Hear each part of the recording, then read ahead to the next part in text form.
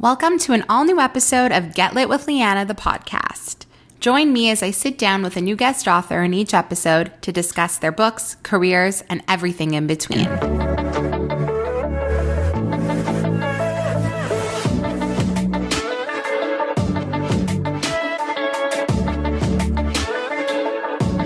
Today, I'm sitting down with romance author Alicia Thompson to talk about her new book, The Art of Catching Feelings. This book could be one of my favorite books of the year. I am seriously obsessed with it and I can't stop thinking about it. I love the trope usage in this book. It is so steamy. The banter is amazing. And I really love getting to talk with Alicia about this book, kind of how it came to be, her history writing her other books. And then we really did a deep dive on this story and some of my favorite moments. This is one of my favorite books of the year, as I just said, and I think you're really going to love it. So without further ado, my conversation with Alicia Thompson starts right now. Welcome, Alicia, to the podcast. I'm very excited to have you here today. I obviously am a big fan of you and your work, which is why I asked you to come on. I just finished your latest release, The Art of Catching Feelings. I was trying to savor it, and then I ended up literally binging it. I could not put it down. I really loved it. I think it could be one of my favorite romances that I've read so far this year, which is such a great thing to be able to share with you and tell you. But before we talk about this book, I would love to just get a little bit background history on you and your writing. I know this obviously is not your first novel, so I'd love to hear a little bit more about how kind of all of this came to be, if you don't mind sharing. Yeah, I'm going to try to give you the short version, as much as possible, because it's a very long, it could be a very long story. Basically my current iteration of my career, as I think about it, starting from Love in the Time of Serial Killers, basically came about because I applied for Pitch Wars. I don't know if you remember that contest, but it was like a mentorship contest. You submit a manuscript and then they pair you, a more established writer. If they pick you, you get to work on the book with them and then go into an agent showcase and stuff. And I really used it as motivation to write Love in the Time of Serial Killers. My friend was going to do Pitch Wars, and I was like, sure, I'll try. And so I started the book in early August, and I finished it by the deadline, which was October 1st or something like that. So I wrote that book fast, just trying to literally let me just get a book out and try to submit to this contest and see what happens. I did not get selected, but then a couple of authors who were mentors reached out to me separately and said, we really liked your book, and I'd love to put you in contact with my agent, which is very kind of them. Rachel and Solomon did that. Annette Christie did that. Sonia Hartle did that. It was very kind that they would reach out to me like that, even though, I didn't get selected to be their mentee. So I actually ended up signing with Rachel and Solomon's agent at the time, through that connection. And then, sold the book to Berkeley. And then that book came out in 2022. With Love from Cold World came out the next year. And now The Art of Catching Feelings. So that's kind of what started me on this, current phase of my journey. But the thing that I won't go into super long, but I actually have a whole separate era of my career, Right. Where I published a YA book back in 2009. I wrote a middle grade series about gymnastics that I co-authored with Dominique Moceanu, because she was my childhood idol. She was an Olympic gymnast. That was big when I was a kid. Yeah. Yeah. And then I just had this kind of long gap in between where I was writing. Mm-hmm. I had an agent. Nothing was selling. And I kind of didn't know where to go with my career. Right. So can you tell me about that whole experience, getting an agent, going on sub, getting picked up by Berkeley? How did that whole experience kind of pan out? And was it a surreal kind of, I guess, coming together, knowing how long you'd been working at it and how everything had panned out with Pitch Wars? Tell me a bit more about that era. Yeah, it was really surreal. And honestly, that part happened so fast. This is why I almost like to say that I feel like I have two stories. One story is kind of an overnight success type story.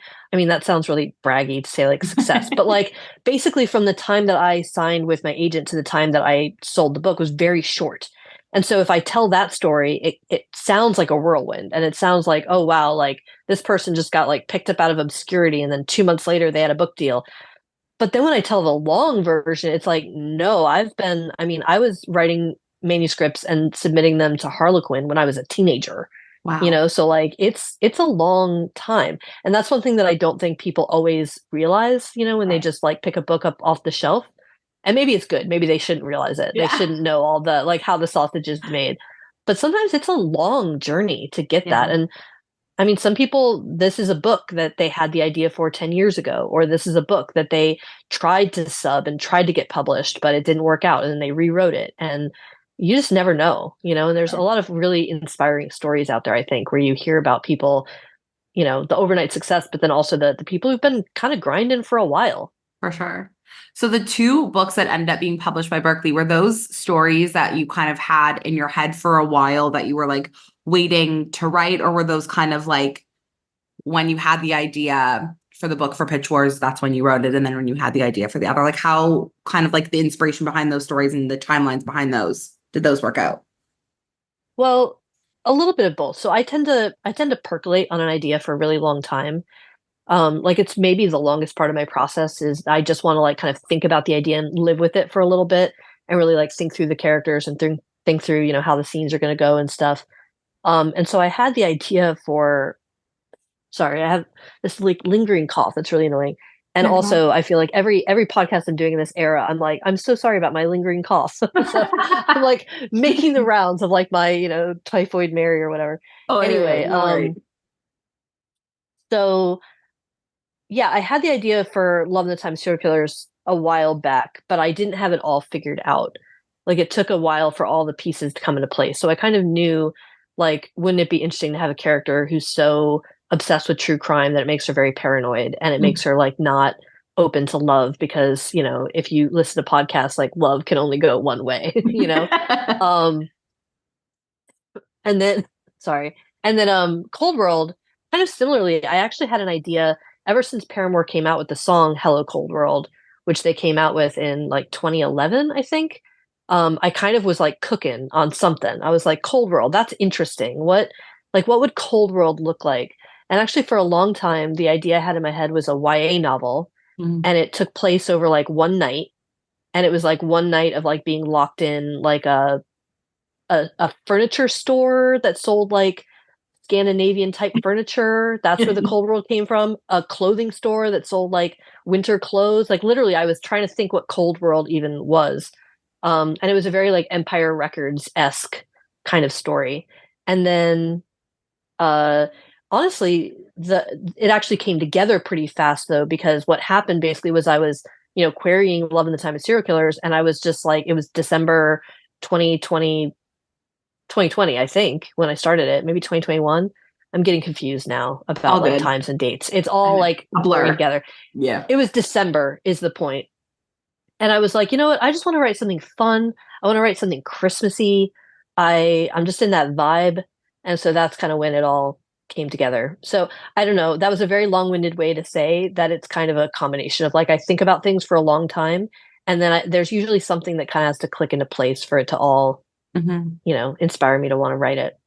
I love that you mentioned the Paramore reference because growing up, I was a massive Paramore fan. Like, Oh yeah. serious, die hard. Like, I would literally like throw my body in front of a bus for Haley Williams. Like, I was obsessed with Paramore. And My now, only issue with what you're saying is that it's all past tense. no, Why are you so saying? I Okay. know. So I will explain. So I was growing up, I was really into like pop punk music. That was my like bread Hmm. and butter. I loved it so much. And then when I discovered Paramore, I think I mean, I'm gonna like seem so young now, but I think I was really in like seventh or eighth grade. And I Yeah. was like seriously obsessed. And I would go to their concerts all the time. I lived in Montreal growing up. I mean, now I live in Toronto. Mm. Montreal growing up, and we always got snubbed for concerts because of like the French and concert. Like a lot of like American bands didn't stop in Montreal. They just often would go to like Toronto and Vancouver and skip over us. Hmm. But Paramore always came to Montreal for whatever reason. So I saw them a ton growing up. And then That's I don't know, my awesome. like taste in music really like pivoted, I think. And I just Hmm. became like way more into like musical theater. And I kind of just like detached from like the pop punk music scene. And in the last like 5 years, honestly, like since COVID, I've been like back in it. Like I just am like listening to all my old favorite songs. And now everyone is talking about Paramore because they're on tour with Taylor Swift. And Hmm. it's like, Yeah. I hate that. I mean, I love it because I love Taylor Swift too. And I love that they're getting all the success. But I'm like, no, but I was here in like the trenches in 2005, 2006. Like I'm an I OG. know. I Yeah. know. Several people have sent me, there's some like thing that's going around Instagram that's kind of like I don't know, it's like an article or something that's kind of like, who is Paramore, the opening act for, and the captions like, this is my villain origin story. And that's a little bit how I feel. Like, I'm not trying to gatekeep Paramore. I'm glad that people are discovering Paramore, but there's a little part of me that's kind of like, come on, man. Like, they've been around, they've been making great music. Like, Yeah. and this is why I also always say I totally get the like pop punk teenage connection, but their music has evolved so much, and I just think that they're so good, and like Yeah. every album that they put out I just think is really interesting what they're doing. So anyway, i Yeah. i am a Paramore super fan. That is a fact about me. I love that so much. I didn't know that about you, but I love that like that connection is here because that's epic. Hmm. Now I'd obviously love to chat with you about The Art of Catching Feelings. As I mentioned, I really, really, really loved it. Before we like talk about the inspiration behind the story, I would love if you could just like share with those who maybe have not yet read the book a little blurb, elevator pitch about what this book's about. Yeah, I will try. Worst The question, I book is know. it's well, it's a little complicated, so I always I'm gonna eventually land on a pithy way to say it all. Basically, the gist is that Daphne is a woman who is fresh off signing her divorce papers. She goes to a baseball game, she gets drunk, and she just starts heckling players. She's just having a good time. And she's kind of like, I don't even know anything about baseball, but I'm just gonna, whatever name is on the back of the jersey, I'm just gonna figure out something to say. And she's heckling the home players, which she doesn't even fully appreciate. And she heckles Chris, and little does she know that he's kind of going through it. And so her heckle ends up making him cry, and it becomes like this viral moment. And so she reaches out to him on Instagram DMs to basically be like, "I'm really sorry, did not mean to make you cry," but she doesn't do the apology very well either. And so she doesn't say she's the heckler in the apology. And then he starts talking to her, which she's very surprised by. She's like, I can't believe you're actually responding. And then when she kind of realizes, like, oh, part of the reason you're responding probably is because you just think I'm like this really nice person who's reaching out to you. And you don't know that I'm your heckler. She's kind of like, well, I can't tell him now. Right. So then she ends up working for the team, which makes sense in the book, I promise. And so there's a lot of like, she knows but he doesn't know type of thing going on, because she knows that she's also been talking to him online, but he doesn't know that.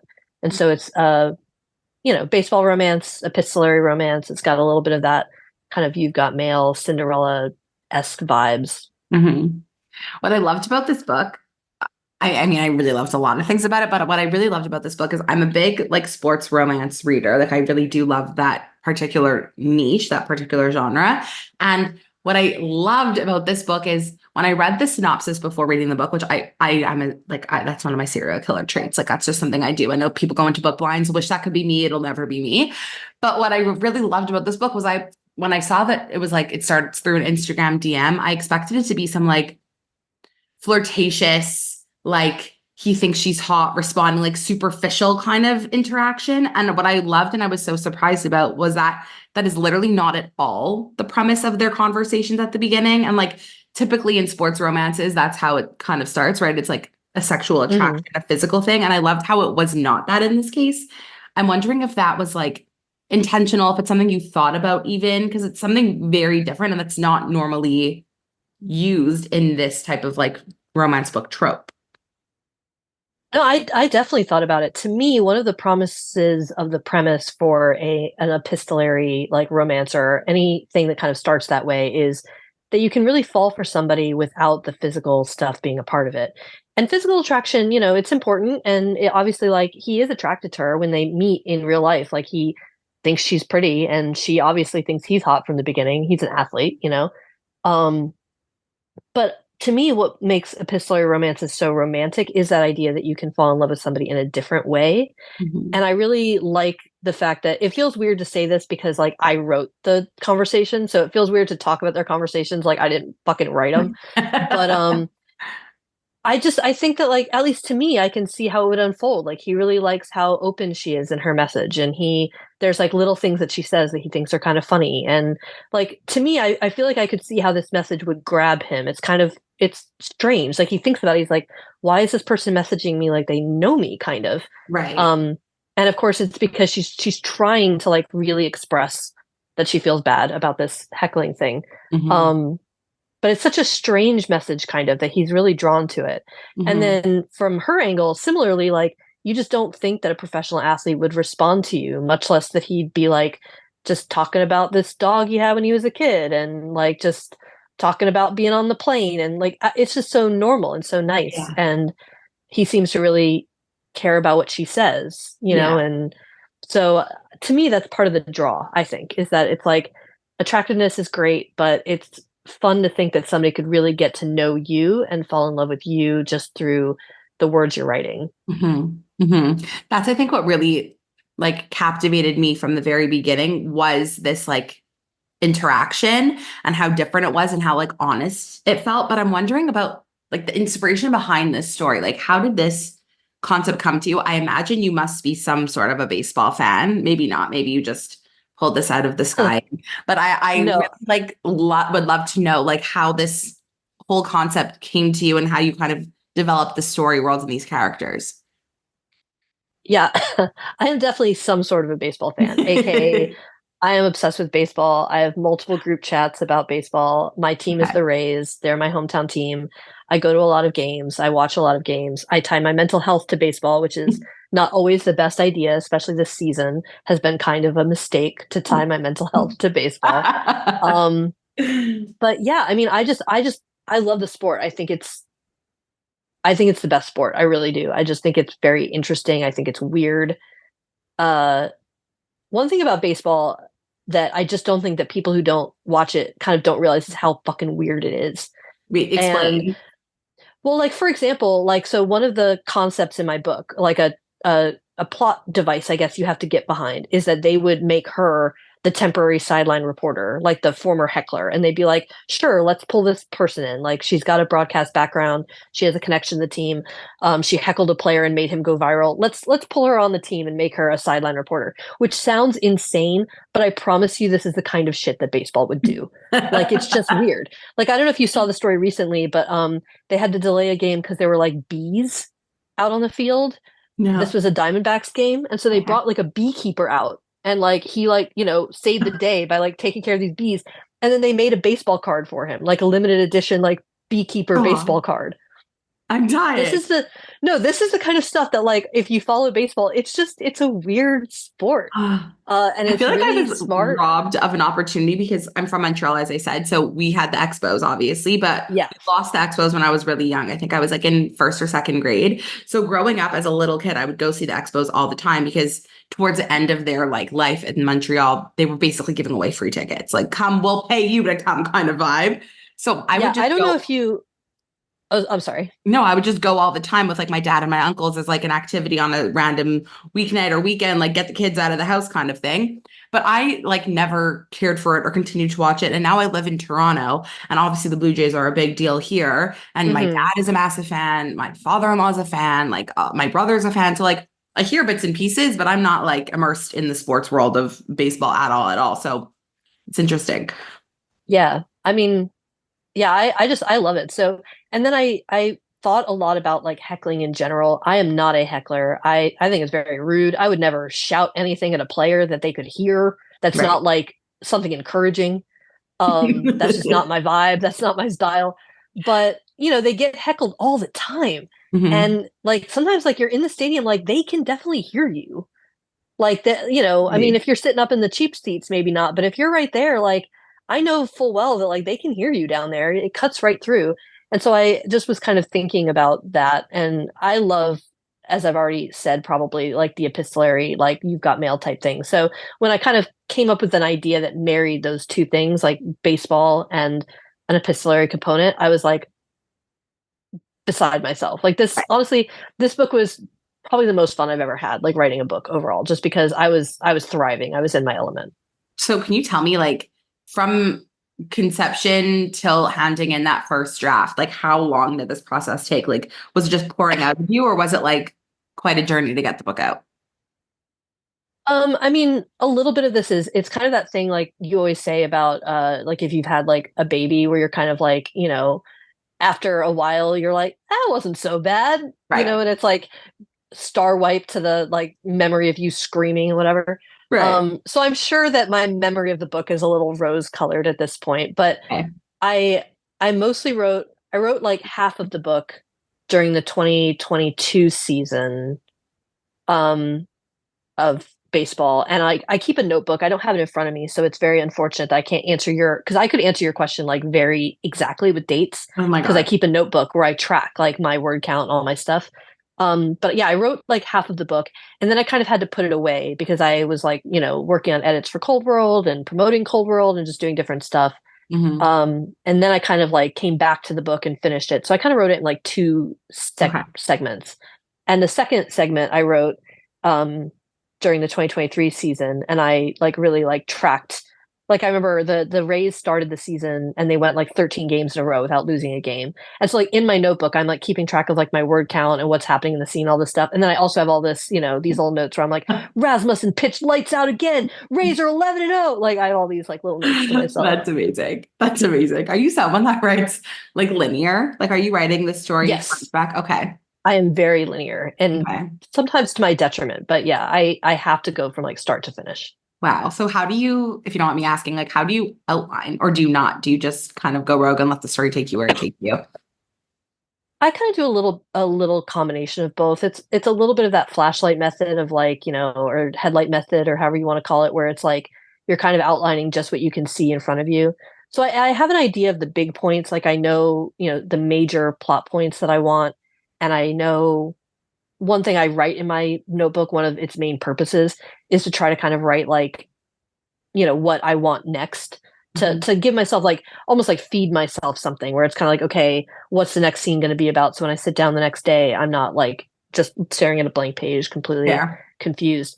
But I do a lot of just kind of figuring shit out as I go. And one thing that with every book and with this book in particular, I always like kind of like look back on very fondly is sometimes I look back on like a point when I made a turn, and either it was the right turn and I'm like, ooh, I'm so glad I thought of that. Like I'm so glad that I like took them there because I didn't know I was going to do that until the Mhm. day I sat down to write it. And then other times I take a turn and I'm like, ooh, that's not right. Go back, go back, go back. That's not the way to do it. Like this isn't going to be a spoiler for the book really because it's not in the book.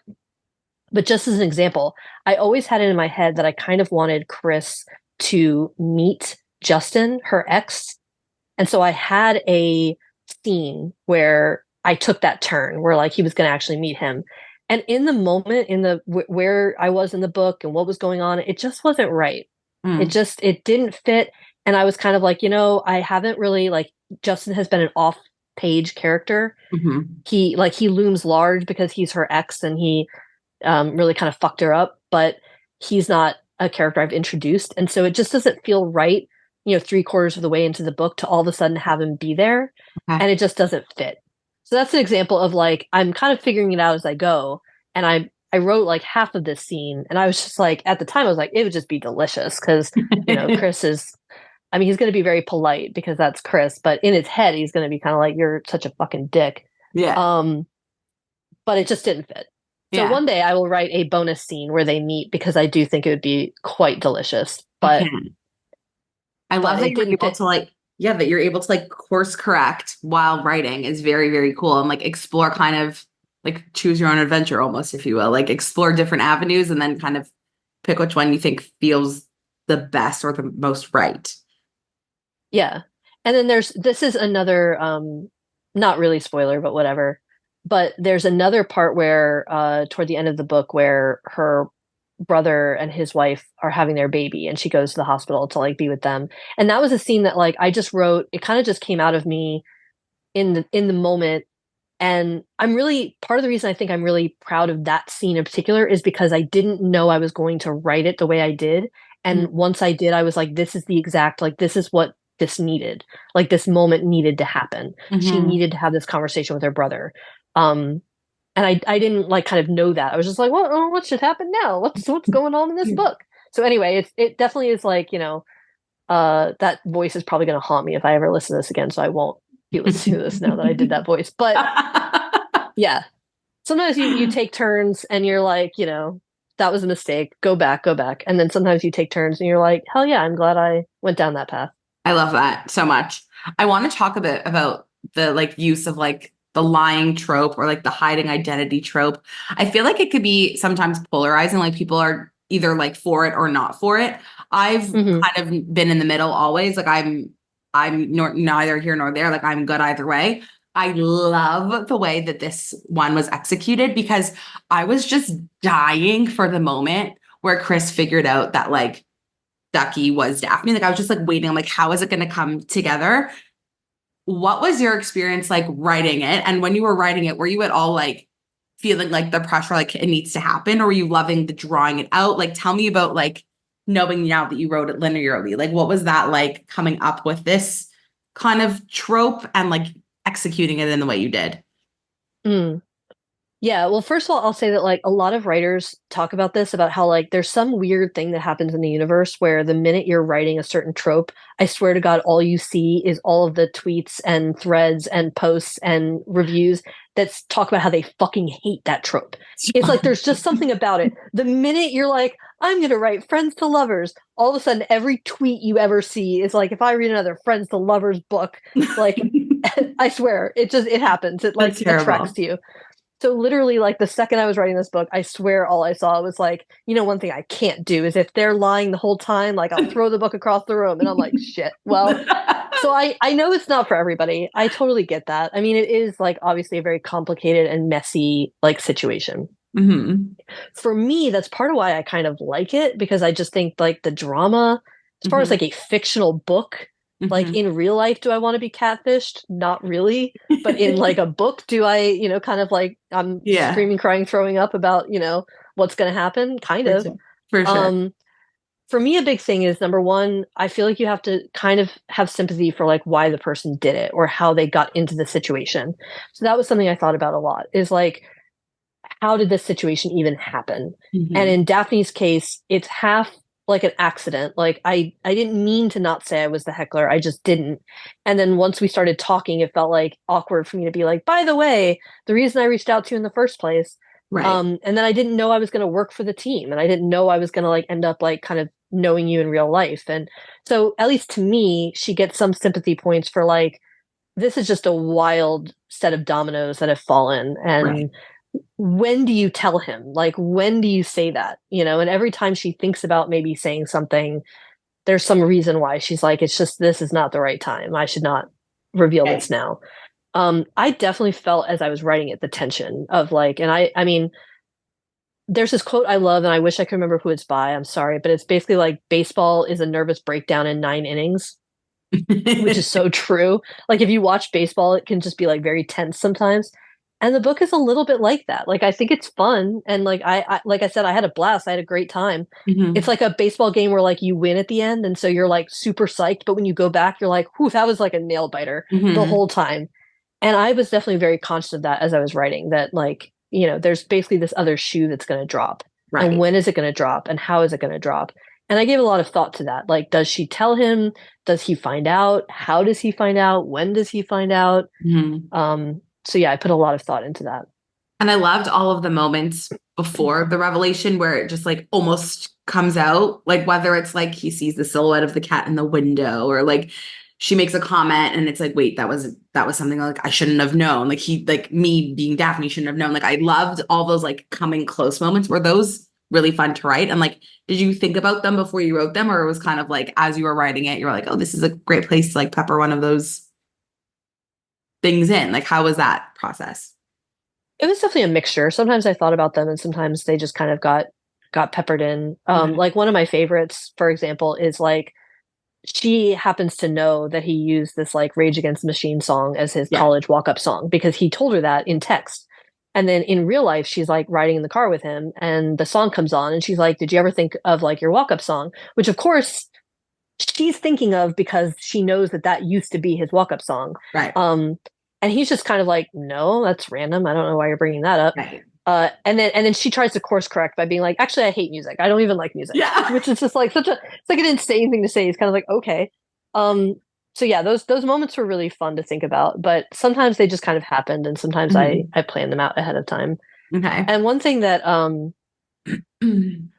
always think about, because I do love like other books and movies that have this kind of trope of the like hidden identity. Like A Cinderella Story is one of my Mhm. favorite movies. I just love that. Me too. I love Truth them. About Cats and Dogs is like really, I don't know, it's kind of to me a troubling and bad example, but I still love it. Um, because like one thing, for example, I'm sorry I'm going on this tangent, but one thing that bothers me in Truth About Cats and Dogs is I just don't know how he doesn't figure it out. To me, it's like the same thing with Cinderella's story. It's wild that they don't figure it out. Yes, yes. Like it's wild. To me, if I had to defend why doesn't Chris make these connections? Like why Yes. doesn't he pick up on some of these clues? To me, honestly, and like personally, this kind of breaks my heart a little bit about Chris, but like he just doesn't, it doesn't even occur to him because like he's such a straightforward person. Like he keeps a lot to himself. He's a very private person, but he's a very honest person. And it Yeah. just does not even occur to him that somebody would do that and that they Mhm. wouldn't like just tell him. You know what I mean? So a lot of the things that like seem kind of obvious, I think like in hindsight, and that's part of what upsets him when he finds out is like, Right. I'm so stupid. Like I can't believe I didn't see all that. Right. But it's just like, if you're hanging out with somebody and you're getting to know them, the last thing on your mind is like, what if this person was also secretly this like For it sure. just doesn't occur to you, you know? Yeah. And I feel like also because as like the reader, we were in on it. So we're like the whole time, like, what the hell? Get it together, like Yeah, figure it out. yeah. But like being on the other side of it, like I could fully understand and I could fully respect and see how like he wouldn't be putting two and two together. And that wouldn't even have been a thought that crosses his mind. Right. Like if I'm talking to somebody online and they're like, my favorite candy is Sour Patch Kids, and then I like go on a date and they're like, I love Sour Patch Kids. I wouldn't be like, weird. Yeah. Are you, I would just be like, that's if anything, I would just think like that's kind of strange that like people just love fucking Sour Patch Kids, I guess. Like Yeah. there's a very popular candy. For sure. For sure.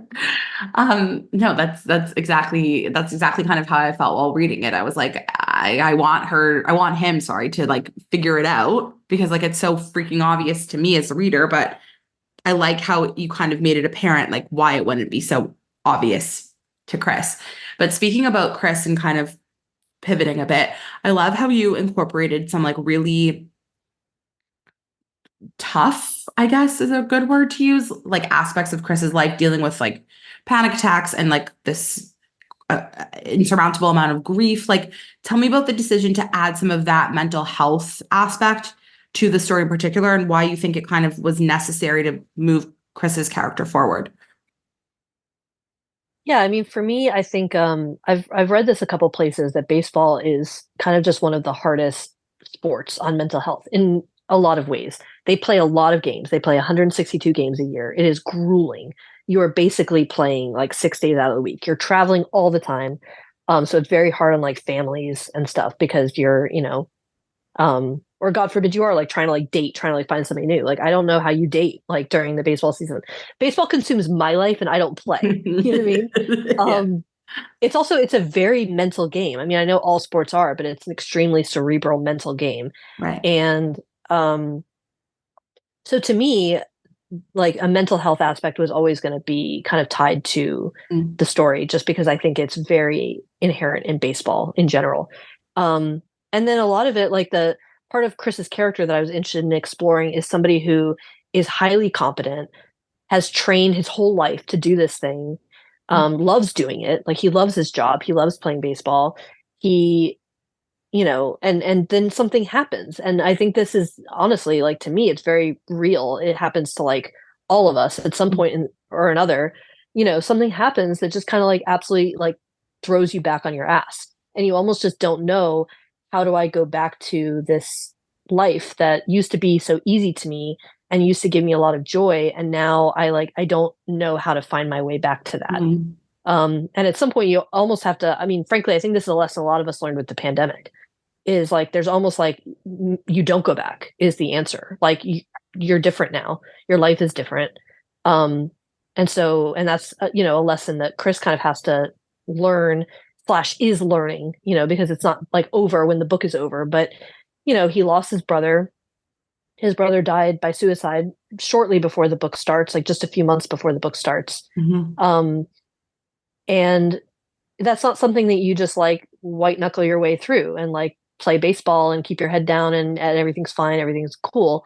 And he doesn't want to talk about it because he knows talking about it just will like bring everything up to the surface more, which is what he Right. doesn't want.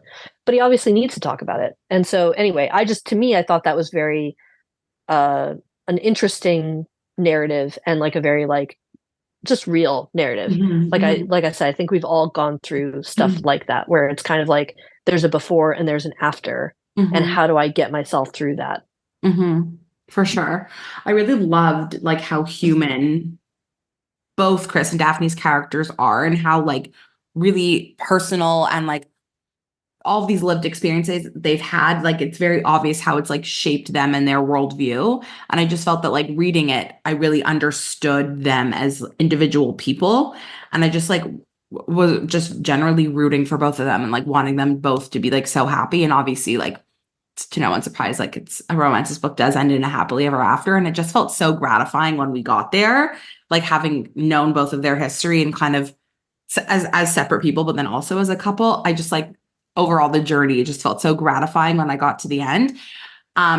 But I obviously need to ask you, speaking of them as a couple, I need to just like touch upon the steam aspect in this book.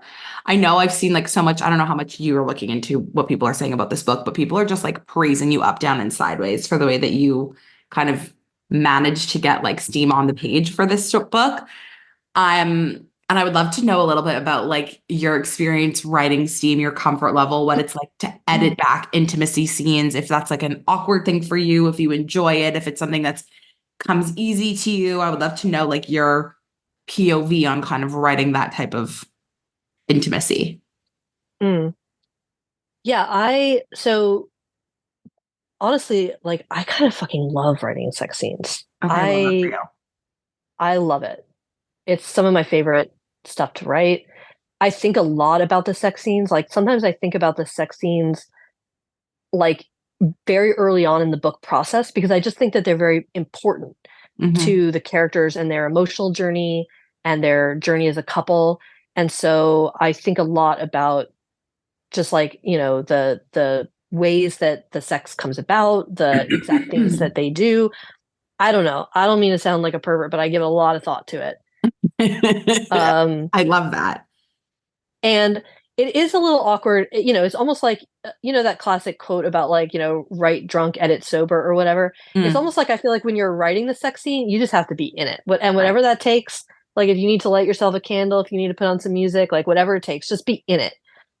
There's a quote from a Jennifer Cruzy book that I love, and I won't know the exact quote because you know, but I'll paraphrase it. Um, it's in the one where they have sex on a dock, and she's a screenwriter, uh, which I which don't people are know. gonna know, and they're gonna be like shouting. They're gonna be like, "It's this book." I can't Yeah. remember the title. Anyway, it's a very famous book of hers, and in the book, the character is a screenwriter, and so she writes like sexy stuff sometimes, and she says Okay. something about like how writing a sex scene is just like having sex, where you just kind of have to be in it, you Mm, know, and like kind of put your self-consciousness away and just kind of let yourself kind of get into the moment. And then when it comes time to like edit it, sometimes that's a little awkward. Where you're like, okay, in the light of day, when you've yeah. got like your editor like little comments, it's kind of like, you know, like, okay, so did he come here? Or like, you know, and you're like, Jesus Christ, like, Yeah. okay. Where are their hands? And you're like, oh my God, okay, I Yeah. can't look at this in the light of day. But in the moment, I think like honestly, whatever you have to do to like put yourself in that headspace. For me, one thing I do a lot is I listen to the same song over and over. Mm, It just kind of like puts me in like a groove. And it's usually a song that at least I find kind of sexy. For this book, for example, it was Number One Crush by Garbage. And when I tell you that my top song at the end of 2023 was Number One Crush by Garbage, I'm like, okay, that all tracks. right.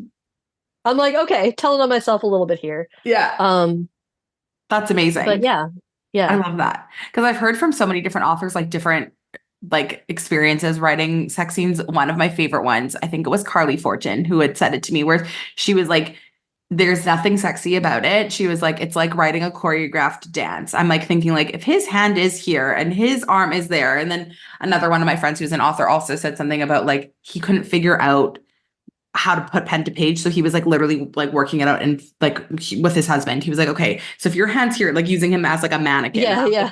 it's too crazy. Like everyone's experiences are so, so, so different. So I'd love to hear that you kind of set the mood with the music and you kind of just plop it out in one shot because I mean, I feel like if I ever had to do something like that, I feel like that would be my technique too. I mean, I don't really know because I haven't tried, but to me that makes sense.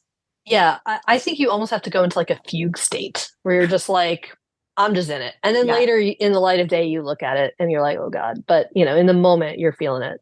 Yeah. I love And that. like I said, I mean, I think that like there is a lot of craft to sex scenes. And that's something that I think sometimes when people talk about romance novels and don't get me wrong, I use the word smut. I say that. You Same. know, I'm like I'll say all these things, but sometimes like when people talk about it with these kind of terms in a very dismissive way, Mm, I'm kind of like, I don't know, man. Like, there's a lot of craft to a sex scene, for and if you sure. don't like reading sex scenes or they make you uncomfortable, or you know, that's totally valid. That's fine. I also think a lot of romances that are closed door are excellent, and like Same. sometimes for the tone of the book, sometimes that's what it needs. Like a sex scene would have been out of place in this book. So Hmm. I'm not somebody who like needs them in every single thing that I read or I write, but for me, they are like very interesting and very important, and Hmm. I give them a lot of thought. Hmm. Especially in this book, like you could just, it just really like helps bridge the connection and like deepen the connection. Like when these sex scenes are used with purpose more than just like for putting sex on a page, like when they really deepen a connection or they like prove something or they show you something, or I just find like when it's used in a powerful way, it makes it all the more better, which I think obviously is exactly what you did in this case.